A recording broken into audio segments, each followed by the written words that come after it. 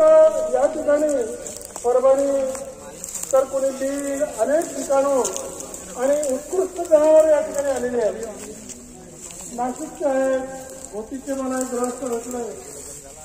तर अशा सगळ्या बाहेरून आलेल्या पशुपालकांचं देखील मी या ठिकाणी मनपूर्वक स्वागत करतो आणि त्यांचं अभिनंदन करू इच्छितो की जो उत्साह पशुपालनाच्या प्रती त्यांनी दाखवला आहे ते खरंच अभिनंदनास्पद आहे.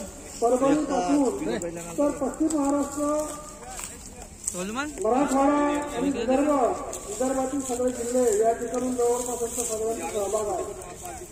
म्हणजे गाय वर्ग तसेच शेळी वर्ग तर पक्षी वर्ग देखील या तिन्ही प्रकारच्या पशूंची या ठिकाणी प्रदर्शनी आहे.